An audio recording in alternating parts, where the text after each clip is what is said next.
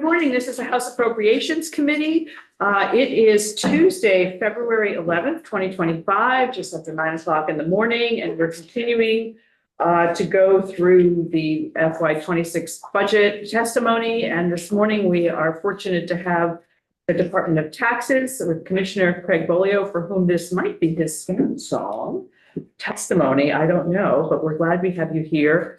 And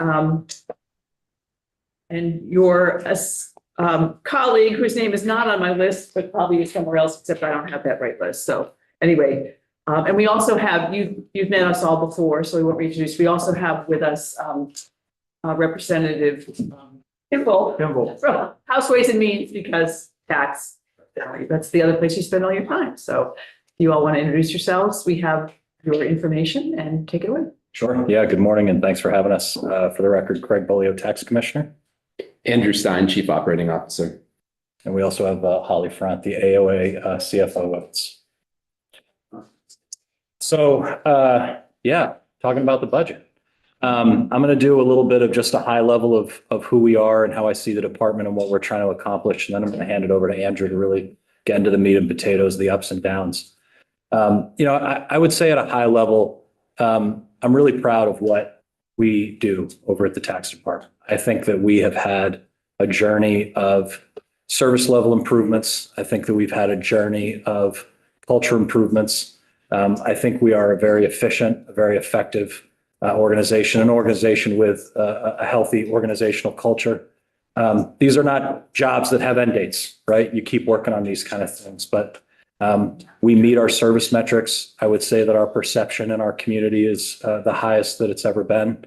I think a lot of that has to do with the respect that we've gotten from both the governor and the legislature and this committee about making sure that we are properly funded and able to do the job that we need to do. And we take our responsibility in that equation seriously of making sure that we don't squander the resources that we're given and making sure that we don't ask for things that we don't need. Right at the highest level, what are we doing? What are we doing over at the tax department? Well, you see our mission at the top of the screen here, right? Our mission is to serve Vermonters. I like to focus on those first three words, but we do that by administering our tax laws fairly and efficiently to help taxpayers understand and comply with their state tax obligations, right? For better or worse, the bedrock of the U.S. tax system is voluntary compliance, right? It's really important that any tax and revenue agency take a service-oriented approach. So that's the first of our three goals. We want to be a model for service-oriented tax administration. What does that mean? That means that I want us to be a national leader in terms of the approach taken by tax and revenue agencies and how they collect taxes and revenues. Let me give you a really tangible example of that, right? Because I think at first blush, it could be difficult. We're a small state, we're a small agency. How could we be a national leader? One of the metrics that is really interesting to talk about is our phone wait times. So in the height of tax season, right, when you get into the thick of April and we're approaching the due date and people start to get nervous or have last minute questions, our wait times usually peak out around 3 to 4 minutes. When we say that stat to our colleagues around the country, they don't believe it, right? Because that's just not the experience that they're having in their states with much larger departments, right? And we're able to do that by taking a service-oriented approach. We're trusting folks to be able to navigate the calls that are coming in. We have folks who are willing, able, excited to get on the phones. We're doing it without a dedicated call center. The same folks who are processing tax returns are answering phone calls, right? So that's what I'm talking about. Just because we're small, it doesn't mean that we're not capable of being a national leader on those kind of things. And I think that that really enhances our perception in the community and enhances voluntary compliance, right? Second goal, reduce the tax gap, the difference between what should have been filed and paid and what actually was. The IRS estimates the federal tax gap. I think after all of their compliance activity, it's about 14 cents on the dollar. It varies between 14 and 16 cents on the dollar each time they do it. At the federal level, that is $500 billion, right? If you were to scale that to our general fund in Vermont, you're talking 300 million, maybe more. So, that is sort of a foundational goal, job, and responsibility of any tax and revenue agency, right? And our compliance division, if you look over the last decade, year over year, every year, has brought in more revenue than they did the previous year, save for 2020, because COVID happened and we redeployed those folks. We're doing that at the same time that we're having fewer and fewer complaints, appeals, audits. I hope that's the experience that you folks are having, fewer emails about action that folks feel was unfair from the department. So we're getting more money, fewer complaints. I don't know where else we could want to be on that, right? But again, always more work to be done. And the third is to promote a healthy organizational culture that helps our employees thrive, right? As a leader of an organization, I care very deeply about the human side of that. If we're going to have folks that are spending a third of their lives at work, I want to do everything I can to make sure that that is engaging, that it is fulfilling, that it is fun. Not every day is a grand slam, but we can make sure that it's a welcoming, fulfilling, engaging place that has a sense of community and that people enjoy coming to. And I think that we've done a lot of good work on that. If you look over the last 10 years, again, not a goal of an end date, right? Something that we're always working on. Well, and I would like to add to that, because I remember talking to you first when I was in Ways and Means 6 years ago, and you were one of the few departments that has very low turnover. Yeah. And that says a lot about the culture. So. Yeah, appreciate that. Yeah, and I think leadership. Yeah, we tend, everybody's got some turnover, everybody carries a vacancy rate, but we do tend to be on the lower side within Vermont state government. I'm proud of that. I do think a lot of that has to do with us having the tools to do the jobs and making sure that we've created a healthy organizational culture. Absolutely. So I'll talk just a few minutes more about 4 core values that we have: service, integrity, growth, and community.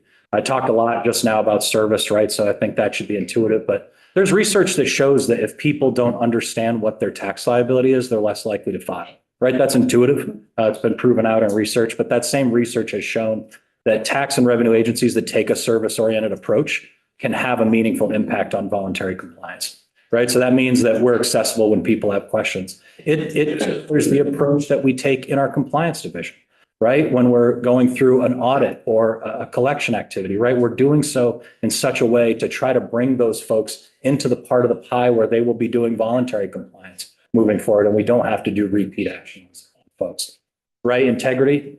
If the bedrock of the U.S. tax system is voluntary compliance and we're asking taxpayers to do the right thing, we damn well better be doing the right thing ourselves, right? Even when nobody's watching, doing what's right, not what's easy. That means taking our confidentiality provisions very seriously. That means making sure that we're collecting the proper amount of revenue. It means making sure that we're holding ourselves accountable when we make a mistake, right? All of those things factor into it. But doing what's right, not what's easy. Growth, which is not necessarily growth of revenue, but I think if we're doing our jobs, it will be. But I'm really talking there about growth of how we add value to Vermonters, right? There's a lot of things happening in society and in the world that impact tax administration, but are not driven by tax administration. Think the gig economy, think cryptocurrency, think hybrid work, right? All of these kind of things can impact tax administration, but not necessarily are drivers of tax administration. Even just the digitization of services, right? You go back 20 years, we had about 10% people electronically filing. Now we have over 90% of the people electronically filing. We have to meet people where they are and how they demand to interact with not only businesses, but government, right? And make sure that we're offering those services. By growth, I also mean growth opportunities for our employees, right? I started with the tax department as a temp 14 years ago, right? I've had what I really consider a luxury to see the department from a number of different roles. We want people to feel like they can have a career there and have opportunity to grow and learn. Taxes are complicated. And for us to be able to meet the rest of these ambitious goals, we need to have an extremely talented workforce, and we need to have folks with institutional knowledge that stay and learn and grow and can provide that expertise to Vermonters. And community, which I think is, kind of all encompassing of the other goals. When we were in the Senate Appropriations a few days ago, there was a little debate about who had the widest constituency in state government. I contend that our department has the widest constituency in state government. I understand DMV also. I would say we are either the first or second broadest constituency in state government. Yeah. Right. But that means we've got folks coming from all different backgrounds, cultures, walks of life, languages that we need to make sure that we're able to serve and be able to help.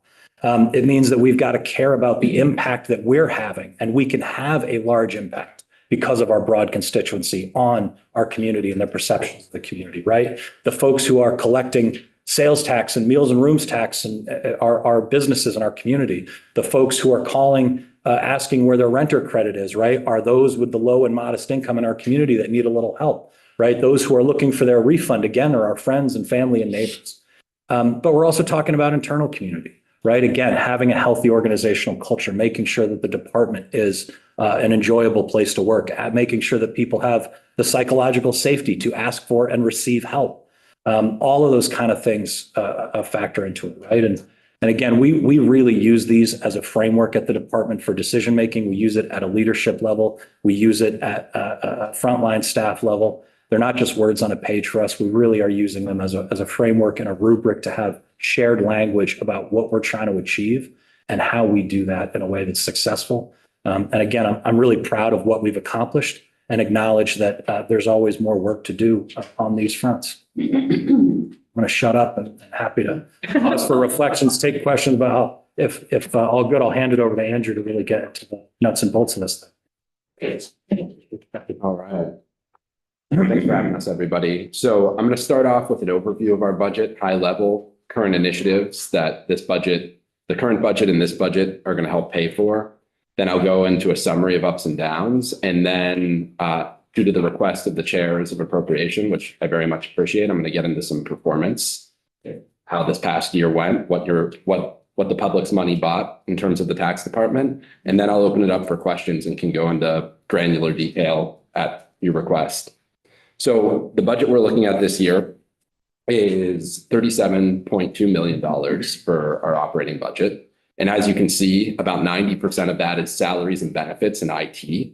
And when I think about our core values of service and integrity, sometimes we're looking at a situation where maybe, and I think you see this around state government, where maybe service and integrity are at odds with each other, where service, you can have efficiency gains, but you might create a little bit of risk. Or in order to safeguard that risk, you might have some efficiency declines, therefore some service declines.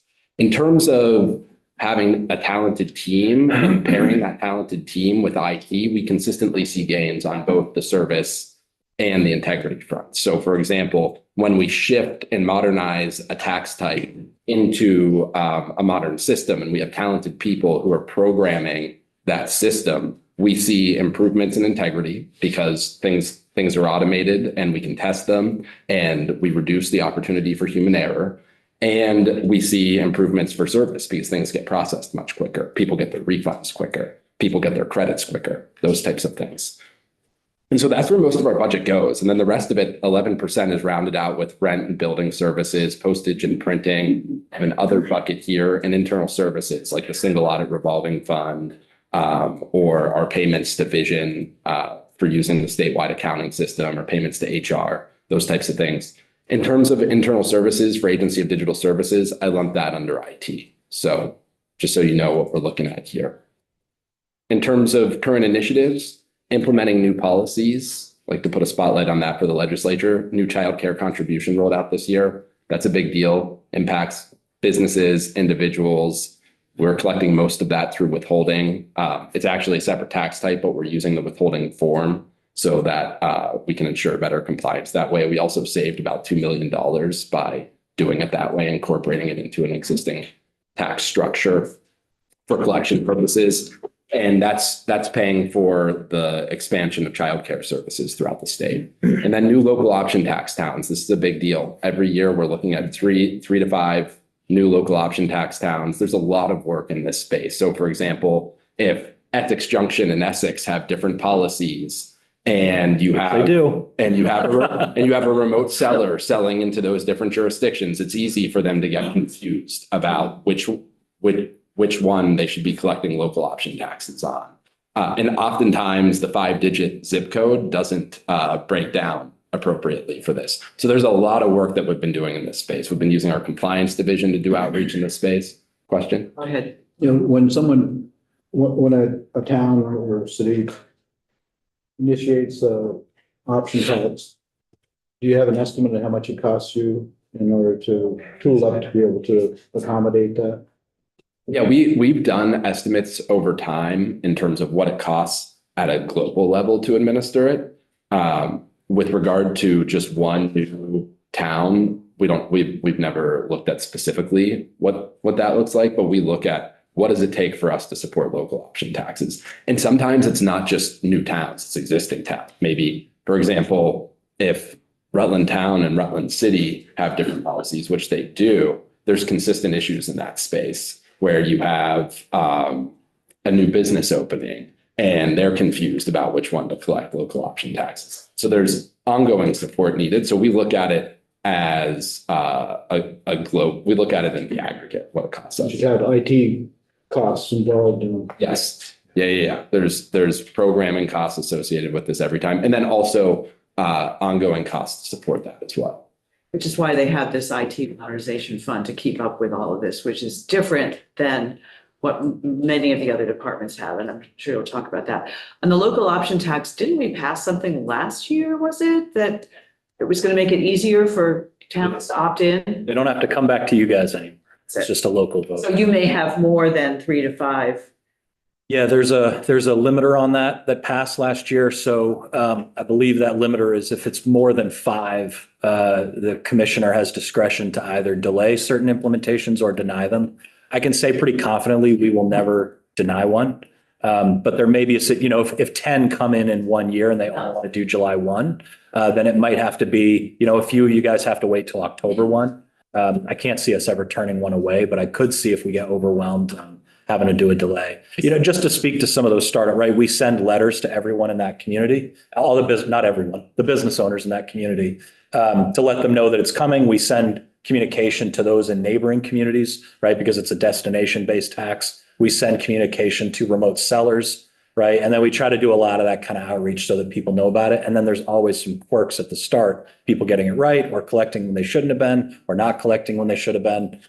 So those are the kind of things that we've got to do with those startups. Yes, go ahead, John. Sorry, do you also communicate with folks at Avalara and other tax collecting software providers? Yeah. Yeah, we have, I don't remember the name of the file, but actually, no, I do. It's the rates and boundaries file.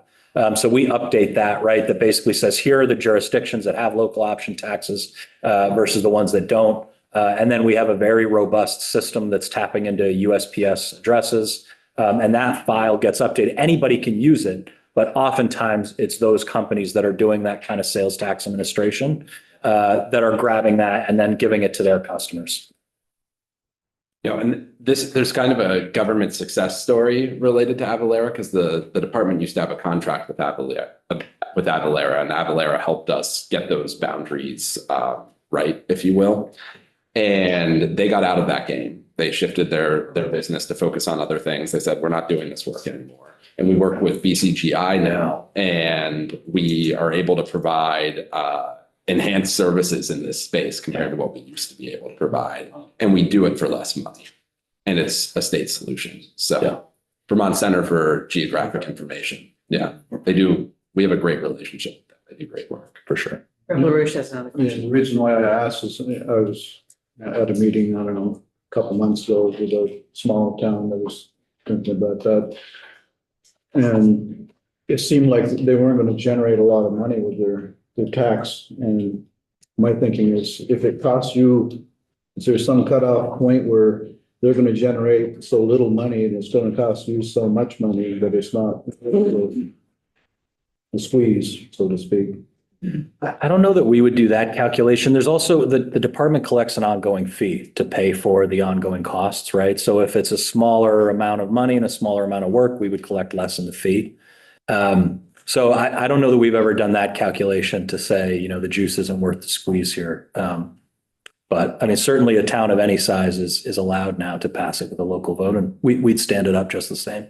And we work with the municipalities. We help them estimate what they're going to get from it because 30% of the revenue also goes to the pilot fund, the payment in lieu of taxes fund. That's how that's been funded over time. And as local option taxes have expanded, that fund has grown. And now last year, FY24, I believe, was the first year we made payment on the full obligation of our pilot liabilities to municipalities. So, and I understand that the legislature and the administration are looking at using that for some other purposes too. Continue. So maintain historically high processing efficiency this tax season, and I'll get into what that looks like. Modernize current use. Current use, about half of the land in the state of Vermont is enrolled in current use. And this is the last of our programs that is paper-based. All of the documentation for this sits in a vault room. And we've got some dedicated people on this, but I do have a slide on current use. This is our worst performing program by far. We've, as a department, improved our performance in pretty much every space except current use. So this next year, current use, we're about to begin this big modernization project. We're going to be shifting current use into our VTAX system, which at the time that our VTAX system was implemented, there were questions about the viability of that. Now we have a path forward, and we're going to be digitizing all of those paper records over the next several years. And also as part of, you'll see we're implementing a new scanning system. We were able to incorporate this new scanning module into our integrated tax system. So what's going to be great about current use in the future is after we digitize all those records, those digital records will be in those current use accounts for all of our current use beneficiaries around the state, so that our administrators can just go into that account and access all of those records right there. They'll be able to search for them. They don't have to go through a big vault and spend, however long it takes to find those files. What it'll also do is it'll automate a lot of check and verification processes that right now they get in a paper format or they get in another digital system. They have the information here, and then they have to manually go into our integrated tax system and run all of these verifications. It'll just streamline a bunch of that work, which is great because you'll see that's a very poor performing program. We're really behind schedule on a lot of things related to that. Please. Yes, can you define poor? Yeah, I will. I have a slide Okay. that will, it's here, I can just jump to it. Right, I'll just jump to it right now. So current use, average days to process applications in calendar year 24 was 244. This spans different agencies and departments. We work with Forest and Parks. We work with the Agency of Agriculture. That said, we want to have as many applications processed by April 15th as possible. And we're looking at 21%, 17%. The applications have gotten more complex over time. More of them. We've gotten more land enrolled. There's changes to them. So, and you can see the amount of benefit to landowners, 76 million. That's a combination of ed fund and general fund. And there's a grant slide further on in this presentation. The impact on the general fund is about 21 million next year. And then the remainder, it's 50 million, is on the ed fund of the program. So. Represents gas question. What's added to the complexity of the applications? I'm not a current use expert, so I can circle back to you Sure. on this. My understanding is let me get back to you on the complexity. That's fine. of it. I just know that that's an ongoing issue. I have notes on it, but I don't. Yeah, Okay, continue. but I am happy to circle back on that. Thank you. Appreciate that. Oh.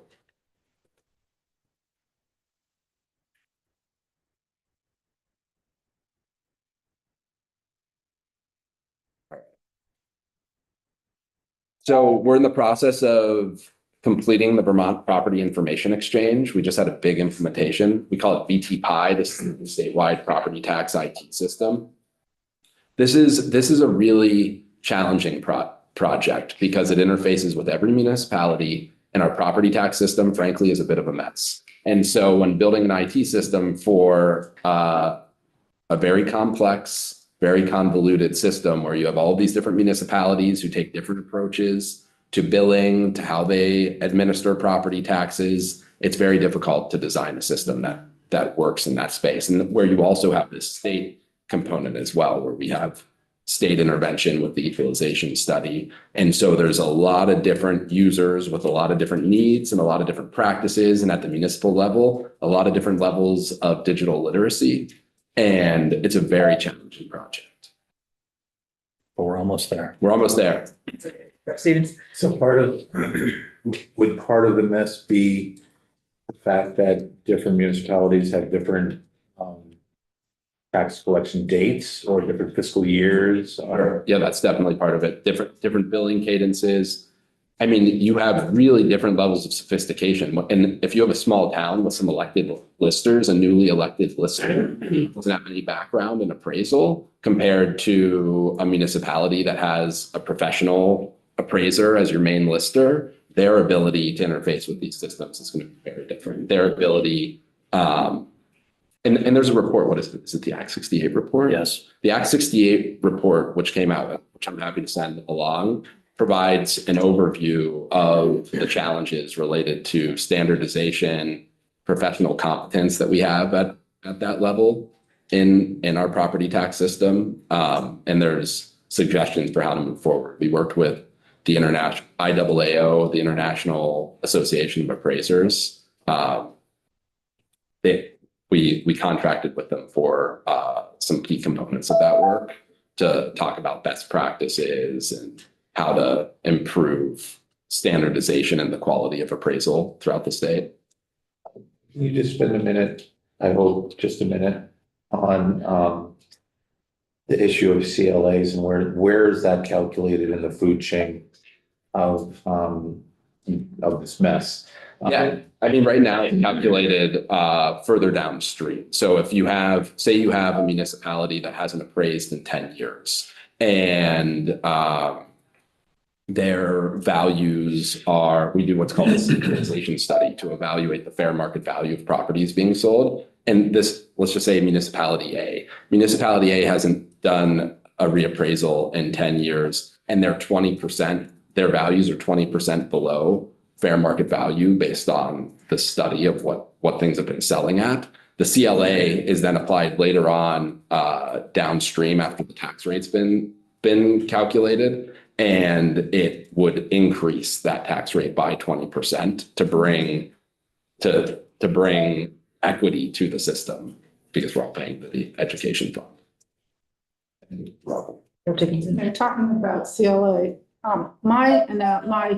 My mind has envisioned where this is a PDR thing. And it goes in, you sell a house, let's say you get a 3-bedroom ranch and it sells for, $400,000, some ridiculous price.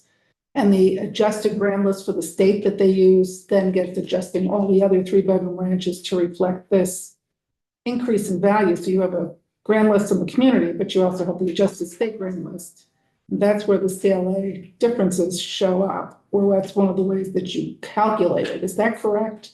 The equalization study is done community by community, so it wouldn't necessarily influence the rest of the state. No, it would be within the town. Yeah, Yeah. right. So if I have a 3-bedroom ranch and I sell it for 100,000 more than the guy did 5 years ago, it would equalize all those 3-bedroom ranches to that general. I mean, It'll probably equalize residential property. Yeah, we're talking about residential property. Yeah, I mean, there's a lot of, the CLA is super complicated, as folks in this room know.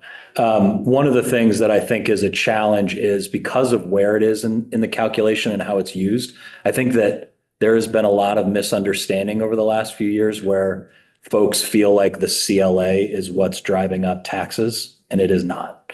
It's just an equalization mechanism, right? So if all else was held equal, if education spending weren't increasing to the rate it was, the CLA alone would not be changing people's tax rates in that way.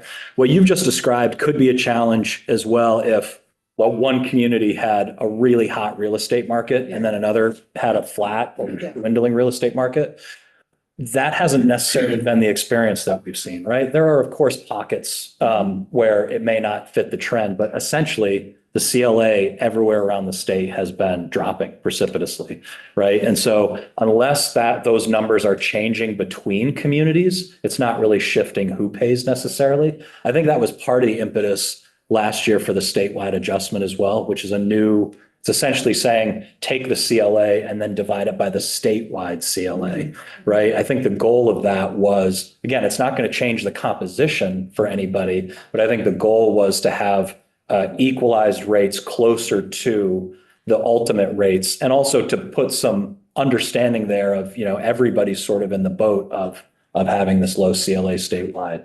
So it adds a little complexity there, but hopefully a little less confusion, but we'll see how that plays out. Okay, is it a direct relationship to the CLA, to your rates, or is it inverse relationship? If the CLA goes down, does that mean it raises your rate? or the Yes, other- it raises your rate. Because your equalized rate gets divided by your CLA. Yeah. So if your property is higher than the listed value, your CLA is below one, then we get divided by that. It's like where are those property values in relation to fair market value? And if it's going down because things are selling for more. And if you haven't valued in 10 years, I mean, I bought a house like 7-8 years ago and I could not buy a house today for that same price. You know what I mean? It's like double. So your appraisal in the town is gonna be below what it really is in reality. Well, if it's been updated more recently, it'll be closer, right? But if it hasn't been appraised in 10 years, then it'll be well. COVID also threw that off because we had ours appraised in 2019. So we were at 79%. Sure. Appraisal. Yeah. Just, Sure. We've seen communities that reappraised 3 years ago and Right. CLA are still low. Yeah. right, exactly. But it's a 3-year rolling average. That's right. But we're still going up. Yes.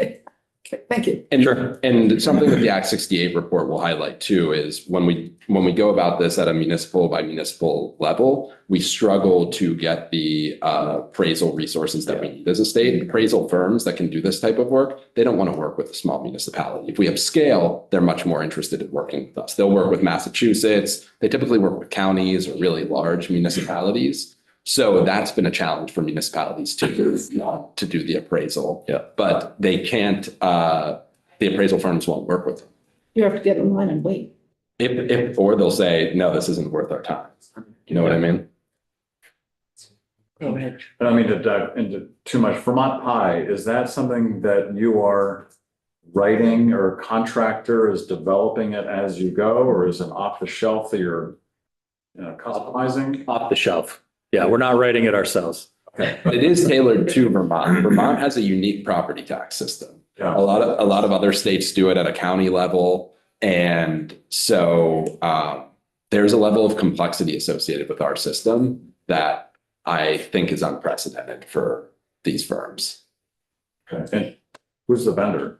The Catalyst, they were originally Axiomatic and they were bought out by a firm called Catalyst. Catalis. They're the vendor for New Hampshire and they're the new vendor for Massachusetts. They're going to be working with Massachusetts. Question on the complexity or the reason why we're so different than other states. Is it because of the lack of county government or the lack of that we just are a state and not a bunch of douches around the, or nation states around education? I would say that at a high level, I'd say it's lack of scale. Other states do it at the county level. It's not the only way to do that. But I think one of the big highlights of the Act 68 report is having so many small municipalities going it alone is a real challenge for them and for the system. So implement new scanning system, chatted about that. We just implemented phase 2, which is personal income tax, which is huge. And we're already seeing some huge gains from this, efficiency gains. Build on recruitment success. We've had a lot of success in this space over the past at least 4 years. And we want to continue to build on that. That's anytime we're hiring somebody for a management position, we talk about recruitment and retention. It's really important. Continue process improvements on forms and VTAX updates and further operationalize our organizational values. I'm just going to keep on moving here. So in terms of ups and downs, pretty routine year for us. I would say the two things that would jump out is we're looking at our tax examiner and field auditor positions. That's a total of 10 positions. We have 6 tax examiner positions and 4 field auditor positions. These are positions within classified service. So under the collective bargaining agreement we use a classification system in state government. Frankly, it's ripe for an update and HR is very aware of that. That said, the classification for these positions has not been updated in some time. I don't have the exact date of when it was updated, but it was before the very digital world that they're working within now. A lot of their responsibilities and a lot of their work has changed over the course, particularly over the past 10 years. And so we've had some communication from the union and we agree that they're ripe to update. And so we're going to be going through that. And we do think the way that the classification system works, that it will result in some pay increases. And so we've been able to model what we anticipate those changes to pay grades will look like.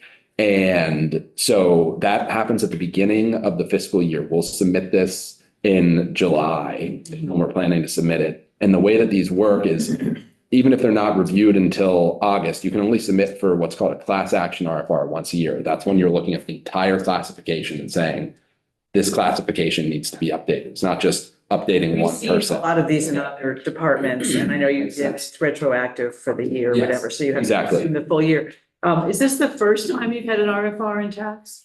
Well, we do RFRs all the time. In terms of a class action RFR, this is the first one since I've been in this role that we've. Yeah. It's not the first the department's ever done, but it's been I would say over a decade. Yeah, I think there are other agencies and departments that have had quite a number of them, so, everybody's turn comes sooner or later. It makes sense. The way government operates today is very different than the way it operated 10, 15, 20 years ago. So that's something I want to call out. There's 62 positions that are impacted there. So, and that includes salary and benefits, what we're estimating. And we were able to do that within the budget targets that were laid out for us. And we're able to do that because we're getting efficiencies in other areas, like our new scanning project, for example. We're bringing in far fewer temps this year than we've ever needed in the past. In fact, I don't know that we're bringing in any temps, maybe one temp for processing of tax returns this year in terms of paper returns. So we're able to save in some places like that. And then in terms of, you'll see this reduction of 495,000. What that really is that is moving, that money is now in salaries and benefits. What happened was last year when we were budgeting, we were given some positions by the legislature for a commercial appraisal and litigation assistance program. That's CALIP, and the child care contribution that due to the flooding, we were delayed in creating on the administration side. And so we did not yet have those positions. And so those positions were not, although we knew we were going to have them, they were not within salaries and benefits at that time. So we had to budget for them as other personal services. Those positions have been created. The CALIP positions are totally full right now. That program is getting off the ground. And childcare contribution at the time, we were ramping up. We didn't need all of the positions that we were given, but now we do. So all of that money is now in salaries and benefits. So it just really shifted where that is. So in terms of ups and downs this year, it's pretty routine. I wanted to also show, I broke it out by category. We kind of like to look at this from a global level. We like to categorize our expenses. And so the vast majority of this is in salaries and benefits. IT, we're looking at a slight reduction this year. We're going to be coming off of the implementation for VTPI. We're coming to the end of the implementation for the scanning project. Those are not compared to like an integrated tax system or the type of system DMV just implemented or what Labor is implementing. Those are much cheaper systems. They're not cheap, but in comparison to those large integrated systems, we're talking about like a couple $1 million instead of like 30 million. So there is some benefit, but it's not huge. So it's really salaries and benefits here that I want. Any questions on ups and downs before I get into performance? Standard. That's good. Okay. All right, so performance, wanted to put a spotlight on some key performance from the past year in terms of service levels. The refund, our refund goal, that's probably if I had to choose one metric that is indicative of our service levels, let's say it's our refund processing during personal income tax season. There's personal income tax demands a level of service from our department that nothing else demands. It's by far the largest tax type. And we have all of these intersecting benefit programs in earned income tax credit, renter credit, property tax credits, child tax credit. And I'm not even hitting on everything. There's all of these different benefit programs that run through it too. And a lot of people are waiting on those refund checks. We have a number of refundable credits there, like the ones I just mentioned. And it's a big deal for people. And a lot of people over withhold, right? And so people are waiting for that money. And that means a lot to people. It can make or break a family's finances for the month. It means we're putting more money back into the community quicker. And so if I step back even further, when Craig was the VTax project director, and at the time I was in the role of research economist, but I was helping on the business side, we worked on the then deputy, Greg Mosley, came to us and said, I want a refund report and I want to have a weekly meeting focused on refunds. And at the time we were, I don't remember where we were in terms of issuing these by June 1, but it was well below 90%. Probably 80, 85. And so at that time, the goal was 90%. And we put together these metrics and this report that could be updated on a weekly basis and met with key administrators from around the department on a weekly basis to see how we were doing. This probably started, 8 years ago? Mhm. And at the time, people scoffed at the idea that we could hit that 90% mark.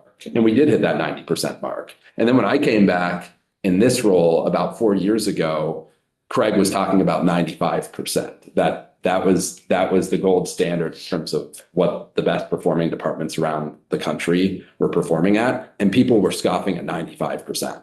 But this is the third straight year we've hit 95%. And it was our highest ever mark last year of 97%. So we're talking about refunds issued by June 1. So 97% of refunds requested were issued by June 1 last year, which we're very pleased with.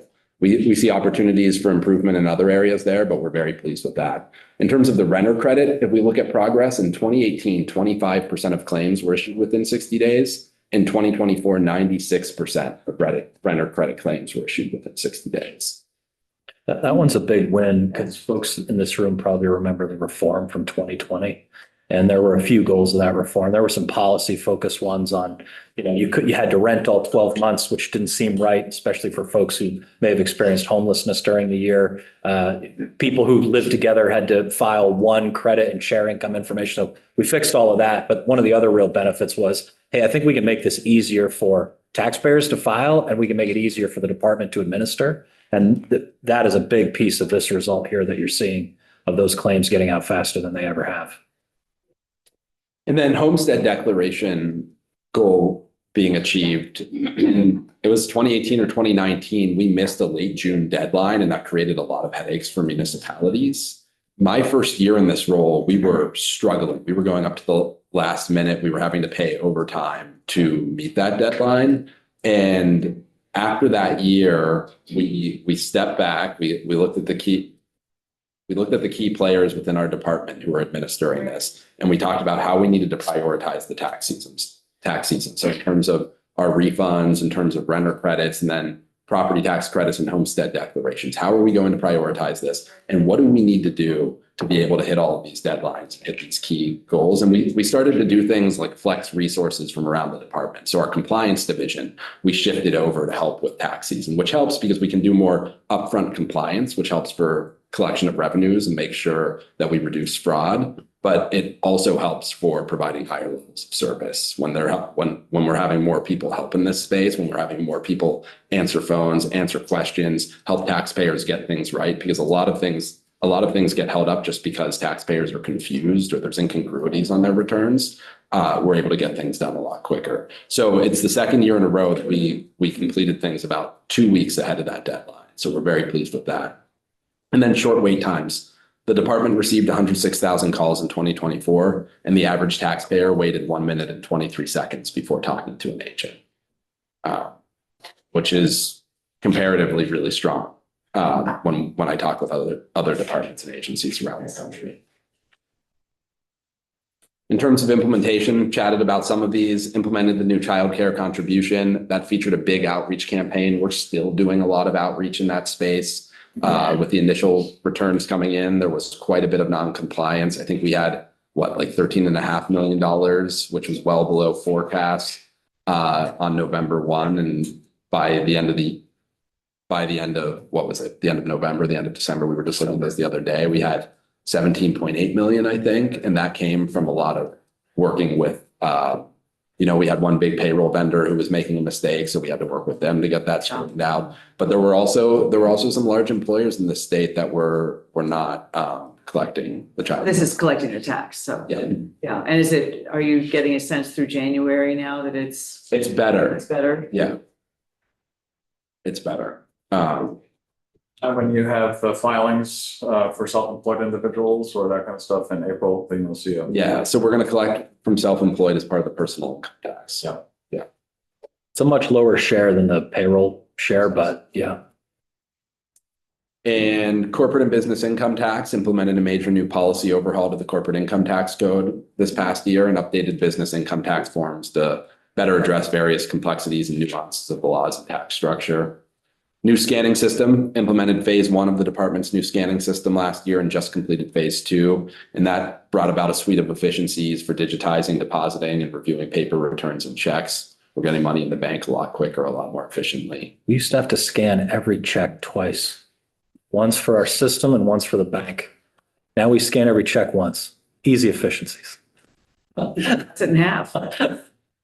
And we have a new phone system, which we worked with ADS to roll out. And this was rolled out around the state, but rolled out this new phone system with enhanced capabilities to improve service. Something that we're looking forward to in the next year or so is we'll be able to incorporate a survey as part of our phone service. And that's going to give us helpful information about how we're.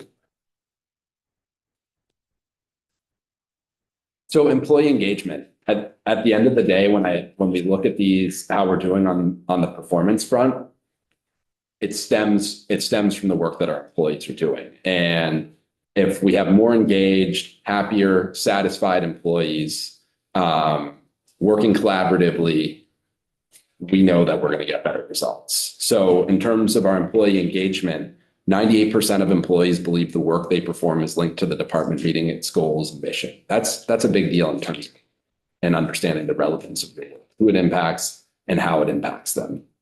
92% of employees say their colleagues are committed to doing good work. That's a big deal. 86% of employees say they enjoy the day-to-day of their jobs. We're ahead of state average on 68 of 72 questions. We improved on 87% of repeat questions from 2023 to 2024.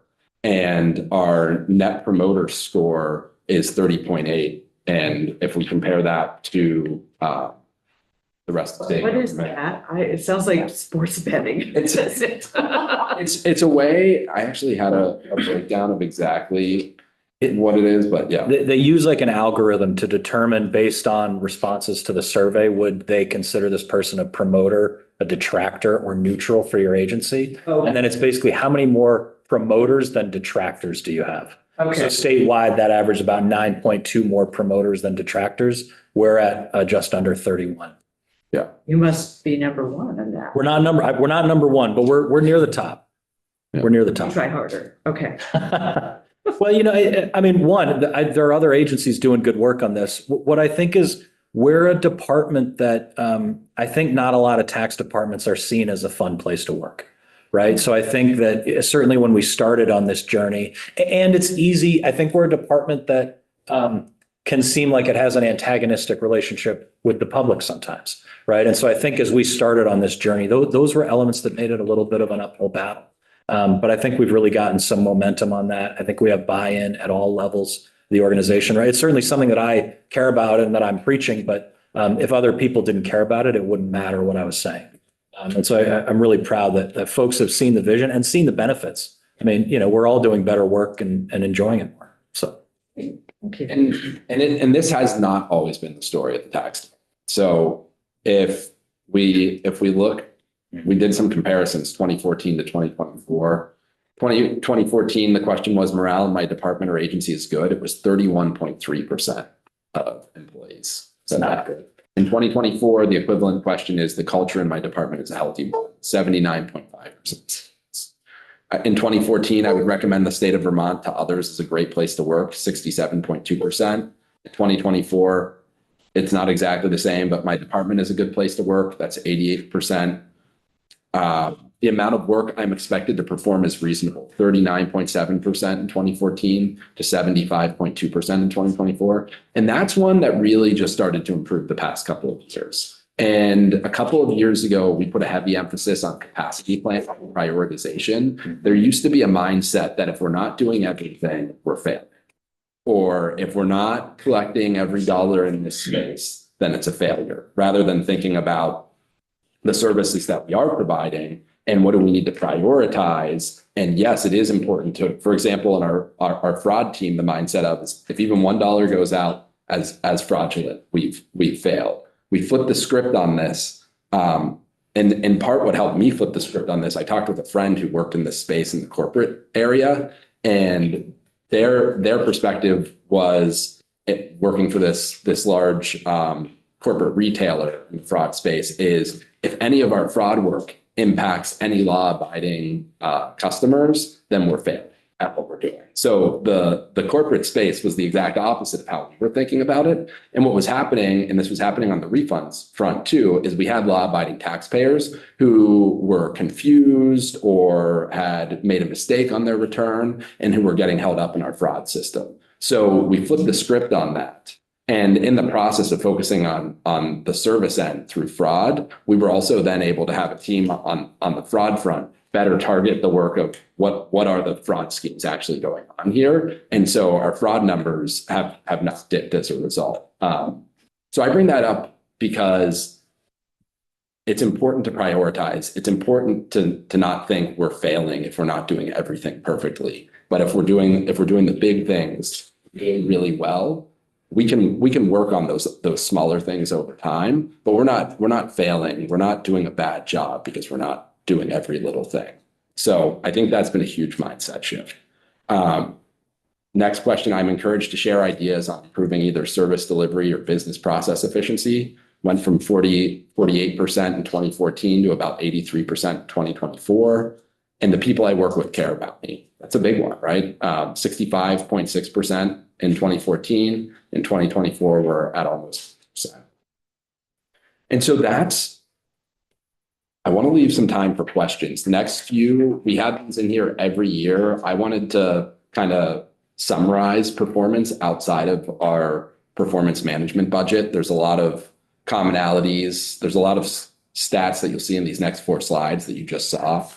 So any questions? I'm sensitive to the time here. No, and I do want to be sure people understand it's not just, you've got renter credit and current use, and we had some reversions in some of these areas. So maybe talking a little bit about in the budget adjustments, sort of where you're seeing some of that go. I know we things like that. So current use usually has a small reversion because it's that number for the general fund is the hold harmless for town. So that's always done based on an estimate. I think the reversion was like 35,000 this year. So that's not out of the way. Renter credit was larger. I think that was about 2 million. Yeah. That was part of the impetus behind us further reforming the program last year. Because you folks likely remember when we reformed that, one of the major problems, the headline problem was the program was paying less and less every year because the income levels had never been moved and they weren't indexed. So we said, all right, we think we can spend more on the program, and we have started spending more on the program. But then COVID hit. So there was a bunch of federal rental assistance going into into people's hands that impacted what we were spending. That started to dwindle a little bit. And so we think that there's that $2 million or so was still extra headroom in the program. So the income limits are actually going up 30% for the filings that are coming in the door today. So our hope is we will not have big reversions going forward on that program. And this is the first year of that. That's right. Yeah. Right. Last year it had the old income limit. Right. And I can go, if I can get this working, I can go to what we're looking at this year for those programs. Well, the renter credit is still $9.5 Yeah, million. renter credit's 9. That's been unchanged for a while. So here we are. So pilot payments in lieu of taxes, we're looking at 12.2 million to municipality. Oh, we're losing it. Cutting in and out on connection. Are you, so we have all of your Yeah. budget detail. Here's a page. If you go to page 54, the last 2 pages. Okay. Yeah, this isn't our operating budget, but these are important programs that we have. Well, I mean, we come to you if we have questions about it, because you guys run them, even though there's your administrative budget, which is what we've mostly been talking about. Totally. You're also responsible for these other pieces. Right. So I want to be sure people understand that, Totally. that's. Makes a lot of sense. Yeah. So pilot program, that's for buildings. It's the way that that's calculated is it's the municipal's property tax rate applied to the insured value of buildings, which, as you can imagine, the insured value of buildings is typically higher than the listed value of buildings. I just want to mention that because I do think that is important in terms of the state being a good partner to municipalities in terms of payments to municipalities. So That comes out of the pilot special fund. that's right. It's not general fund. And it's funded in full now. I think FY 24, FY 24. 2 years of full funding, I think. Yeah. Right. So I think FY 26 would be the third year of full funding. We just completed the first full year. Sure. It's strange though, because this assessed value kind of stays even. So in an inflationary environment, it constitutes a smaller percentage of the total grant list. So the contribution of the pilot fund to a community could actually go down, which I think is the case in Johnson Interesting. in the last 2 years. It's got to be a way that the pilot fund is calculated. We may want to take a look at that. Well, with the insured value, the insured value, not the assessed value is what you're saying? Sure value. It will stay flat, okay. Yeah, maybe something that needs to get looked at. The argument, the counter argument that analysts have provided to me on this over time is if you think about a house, the insured value, like if I think about my house, what I'm insuring, maybe I shouldn't say this out loud, but what I'm insuring my home for is higher than what it's listed for in the grant list, right? And that's typically the It's case. cost to. Yeah, to replace. Yeah. You hope. And that's what this is, that we're talking about the insured replacement value is what the municipal tax is applied to. Just when it stays even, everything else goes up. Right. I mean, That's weird. ideally, the state, I'd defer to the Office of Risk Management on this, but ideally the state is adjusting those building values so that if there is an event that occurs, that we're able to replace it based on insurance. That is outside of my wheelhouse. So this is payment in lieu of taxes for government buildings. That's right. And stuff. Now, what about payment in lieu of taxes for properties? Because a lot of the agencies, like the A&R owns a lot of properties. So that's a different program. And that's calculated by the Agency of Natural Resources. It doesn't pass through you. It doesn't pass through us, no. And just, you had said that the pilot program just over the last few years has finally been 100%, because traditionally It was like 60%. And different towns, well, I don't know if different towns get different levels or different percentages, but yeah. It was all the same. It was all prorated the same. So based on the amount that the legislature would appropriate, and we'd work with the legislature on this. This was a pet project of Steve Ryan's. He was very into it. It would be like 60% one year, then 68% the next. And it would be the same for all municipalities. It would get prorated based on that. And as the local option tax municipalities have expanded, and another key component to that is remote sellers, when the sales tax expanded to remote sellers, and was that 2018? I think so. When that happened, that brought in a lot of local option tax revenue too, because when remote sellers sell into a local option tax area for sales and use tax, that's bringing in 1% of sales. So like the Willistons. So, and this parallels the removal of the city of Montpelier from what we heard earlier. Yes. And the other piece is Waterbury just put on the local option tax, which was, it's 70-30 now, is that right? It's always been, that calculation, to my knowledge, has never changed. 30% after we assess $5.96 processing fee. And then whatever is left over, 30% goes to pilot, 70% goes to the municipality. Thank you. So, yeah, so the city of Montpelier, No We're longer okay with that. receiving angry Right. notices saying, They used to get a supplement because it was So we're already. eliminating the supplement, is it going up, so it's going up higher from the. So 3 years ago, when we were either funding it in full or nearly funding it in full, it was clear that 184,000 would, because there used to be a separate 184,000 pilot payment in Montpelier, would bring our payment as a state over that obligation. And so the legislature, JFO, flagged this, put language in the big bill, I believe it was, that essentially capped the payment at 100%. So we didn't end up issuing that 184,000, or we backed out 184,000 from the payment to Montpelier to bring it level. But what was different for the current budget we're in is it came after when you all were working on this and the administration was working on this following the floods. The 184,000 was left in there as a token of support to the city of Montpelier. And this year, as part of the governor's budget, since we're funding everything in full, the 184,000 was taken out to essentially bring things back to how it was for FY24. Does that make sense? So that you're not paying Montpelier over. Right, over the 100%. Over the Yeah, no, that's right, okay. And that used to be done as, I don't know how that number was arrived on. It was done for a long time. And it was done as like, you're only paying 50%. You have a lot of buildings here, we're gonna throw you a I bone. remember seeing it 6 years ago when I was in Ways and Means, so it's been around for a while, Yeah. so, yeah, okay, thank you. And then there's a pilot program for correctional facilities, to provide an additional supplement there.